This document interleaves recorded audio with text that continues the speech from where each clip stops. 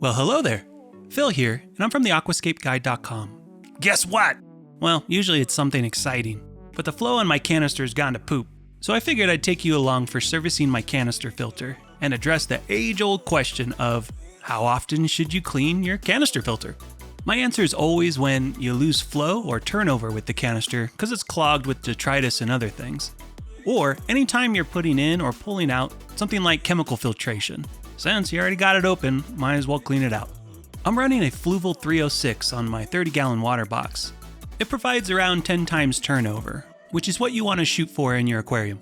And if you don't know already, we are huge fans of canister filters, and we'll show you why. But first, we need to pop out this Aquascape. So with the filter off, we pull up the flow lever to stop the water from siphoning out of the tank. Then pull up on the red lever to release the Aquascape. And voila! The Aquascape just pops right out. I just had to make sure I didn't pull too hard on the tubes, as I have glass lily pipes attached up above. Wouldn't want those to break. Next, let's toss this kit in the sink and pop it open. We'll see how messy it is in here. Now, I don't do this every time, but it's been a while, so I can show you. I'll take a soft toothbrush and brush off all this stuff off the top of the canister. I even get into where the pump is and brush off all the gunk on the inside of that.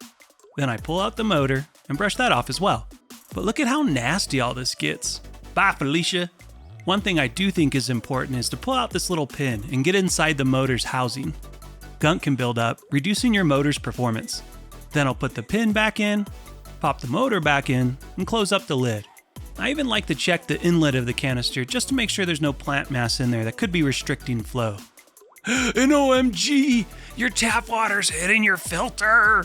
Okay, before someone roasts me in the comments, a study by the State Water Laboratory, Engineering and Water Supply Department of Salisbury, South Australia, say that 10 times fast, found that nitrifying bacteria was detected in 64% of samples collected from 5 chlorinated water supplies in South Australia. And 20.7% of the samples contained more than 5 milligrams of monochloramine per liter, which is a lot of chloramine. So this means not only do you have a bunch of nitrifying bacteria living with chlorine or chloramines, but they're living with a lot of chloramines. For some perspective, in California, we only have around 0.2 milligrams of chlorine in our tap water. This means that it would take over 33 hours of contact with my tap water to kill off the nitrifying bacteria. And there is a chance that it just won't kill it at all. Additionally, chlorine precipitates out of water over time. So just letting our tap water sit, the chlorine will off-gas in a little less than 48 hours. So over time, the chlorine gets less and less effective in the water. So, rinsing your mechanical and biological filtration in tap water most likely be fine. We'll put a link to the study we're referencing in the description so you can go check it out for yourself. And if you prefer to play it safe, or if you have a newly established tank, just rinse everything out in the canister filter with old tank water and you'll be fine. Okay, let's move to rinsing out the mechanical filtration, which is all your sponges and floss.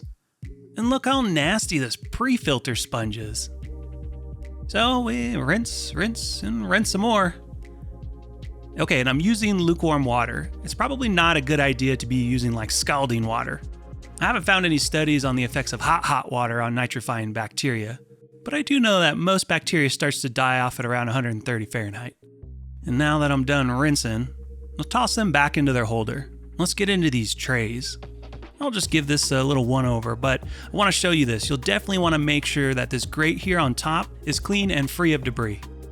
This is where the water flows back into the tank, and if this thing gets clogged, it's no bueno. Now the top tray on this canister is the last tray that the water flows through. I put my filter floss in here just to make it easy to service, and polish my water crystal clear before it goes back into the tank. If you don't know already, we're huge fans of filter floss. I'll put a link in the description below for the filter floss that we use. But look how nasty this stuff is. No wonder I was losing flow. It's black and also very heavy. Okay, now normally I would just ditch this stuff, but my filter floss is down in the basement and I gotta get this thing cleaned out before the crotch goblins get home. So I'll do my best to rinse it out and I'll replace it the next time I got the canister open. Another reason I had to get in here today was to remove this GFO. GFO is a type of chemical filtration that removes excess phosphates in your tank. Something like this would be great if you were dealing with like hair algae or BBA, as the cause of those is generally an imbalance of phosphates to nitrates. If you're struggling with algae, check out the articles section on our website. we have in-depth articles on the most common algae we deal with in the hobby.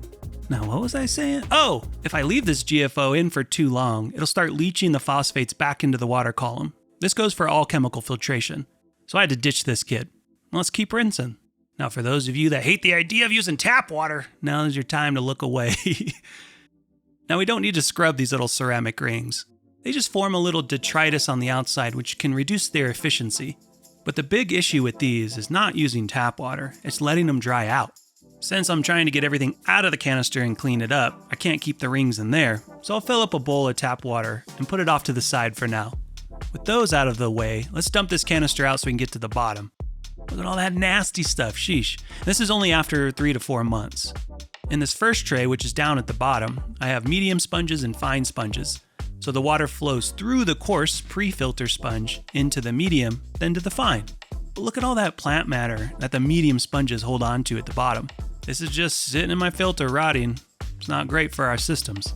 Okay, I'm not trying to get crazy and sterilize everything. I just want to rinse off all the nasty detritus and plant matter that builds up in the canister over time. And again, we want to make sure we get this big stuff out so it's not clogging up the vents in the trays. Alrighty, now that we got everything brushed off and rinsed out, we can reassemble the canister. First goes the mechanical filtration, then the biological filtration, then I put my chemical filtration at the very top if I need some, but I don't run chemical filtration all the time. And then just for good measure, I toss some filter floss at the very end to polish the water crystal clear. Then I just gotta put the lid back on the trays, pop the pre-filter sponges back in, and voila! You're done. Oh, wait, just as a precaution, I like to use a little prime in the water I added back into the canister, just to play it safe. Okay, now we can put the lid back on and clamp this baby down. And back to the Aquascape. I'll pop the Aquastop back in, push down the red tab to lock it in, open up the flow again, and I'll pull on the priming knob a few times just to push that last little bit of air out of the canister. I see a lot of questions on Facebook groups like, how the heck do you prime this thing? The best method that I've found is to fill it up with water prior to putting the lid on, as it's really hard to get all the air out if you set the entire thing up dry. But once I turn it back on, you'll see the canister pushing out the last little bits of air. And you're good to go. No fussing with the canister for hours. So, now you know how AquascapeGuide is maintaining our canisters. And maybe in the future you won't be so worried about using your tap water if it makes things easier for you performing your canister maintenance. But if you want to play it safe, again, you can always use your tank water, as there's nothing wrong with being overly cautious. But that's it for this video. If you're not already, make sure you subscribe, as that helps the channel out. Alright, we gotta get going. We got another video we gotta make for F-Zone's new solo light they sent us. We're pretty excited about it. Okay, later, Scapers.